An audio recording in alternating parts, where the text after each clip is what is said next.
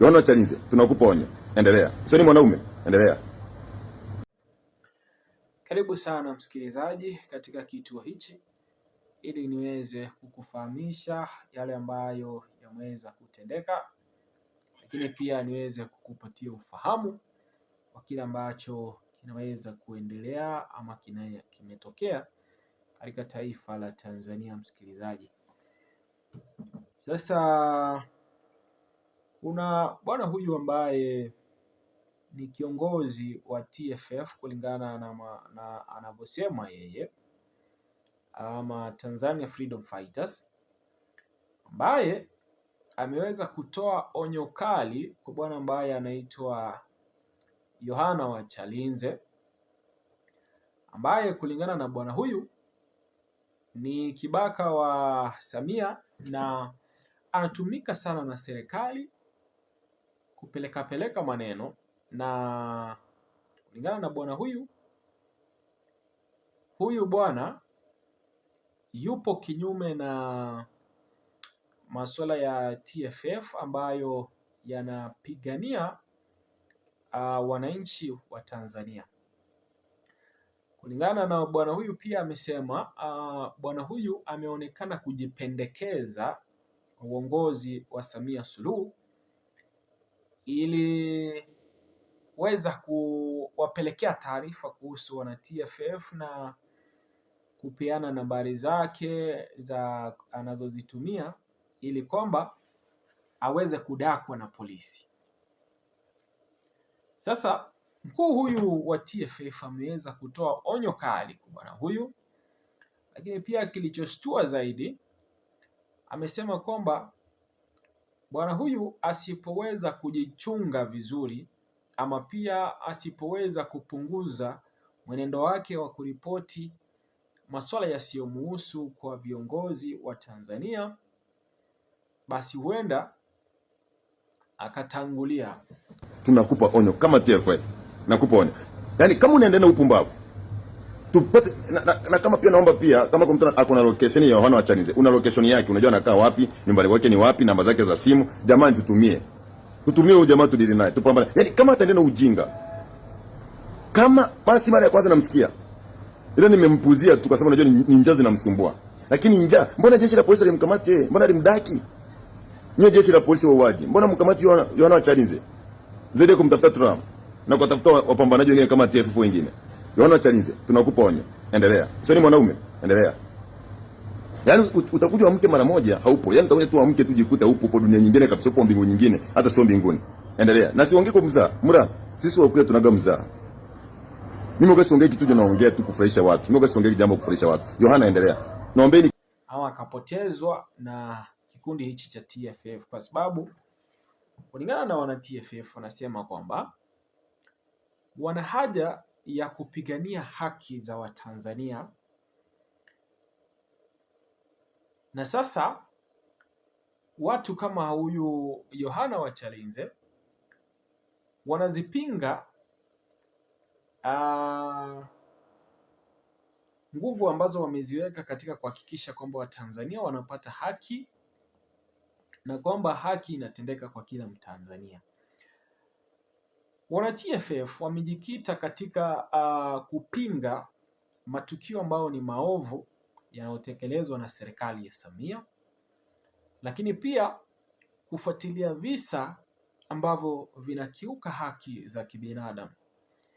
Kwa mfano msikilizaji, mkuu huyu wa TFF alipata kuzungumza na akawapatia polisi ilani ama akawapatia muda wa siku 7 ama wiki moja kuwasilisha ripoti rasmi ama kuwakamata waliohusika katika mauaji ya mwanabiashara yule wa mkoa wa Arusha ambaye anaitwa Banjo, ambaye tayari ameshazikwa na familia yake iliweza kupata mwili wake ulipoweza kutupwa.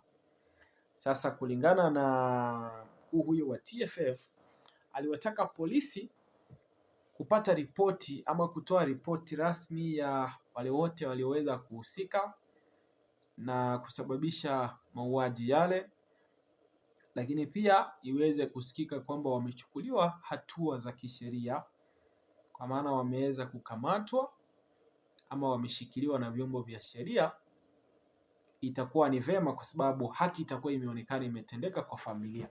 Kwa hivyo kikundi hichi cha TFF kinaonekana kujikita na masuala ya msingi ya kulinda haki za Kitanzania, lakini pia kuhakikisha kwamba watu waliopewa nafasi za uongozi, lakini pia wanaohudumu katika jeshi la polisi wanazingatia sheria na wanafanya kazi yao pasavyo.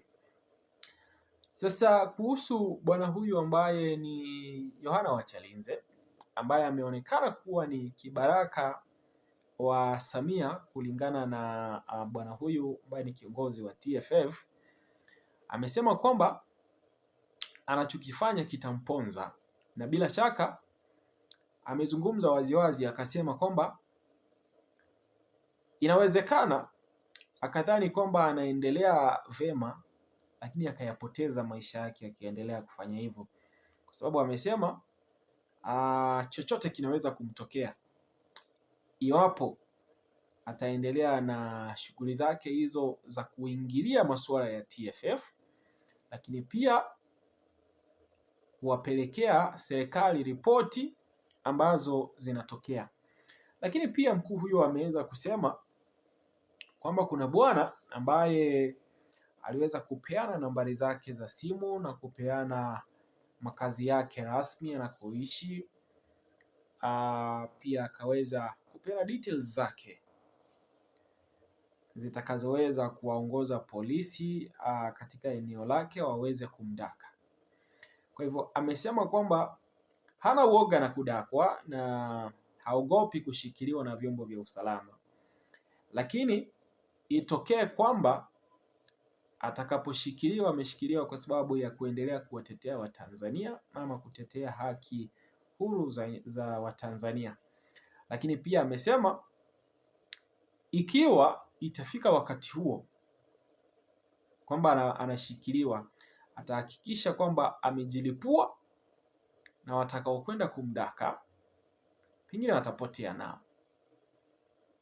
Kwa hivyo amesema kwamba anaweza kujitolea mhanga likitokea kwamba polisi wamekwenda kumdaka, ama kama ilivyotolewa taarifa za makazi yake anapokaa na anakoishi, nambari zake za simu.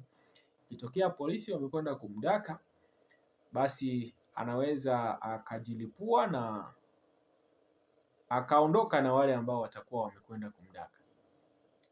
Msikilizaji, hebu endeleeni kutufuatilia na kukaribisha uendelee kupiga subscription kwenye kituo hichi, kwa maana tupo hapa kila siku kuhakikisha kwamba tunakusogeshea karibu taarifa ambazo zinatokea katika taifa la Tanzania, lakini pia tunakupatia uchambuzi wa kina ili tupate kuelewa kwamba kila ambacho kinatokea ni kipi na kimetokea kwa sababu gani. Bila shaka unaweza pia kushare kanda zetu kwa vikundi vichache utakapopata nafasi zaidi, ili tuweze kujenga kikundi kikubwa na kupata kufikisha taarifa zetu kwa watu wengi zaidi.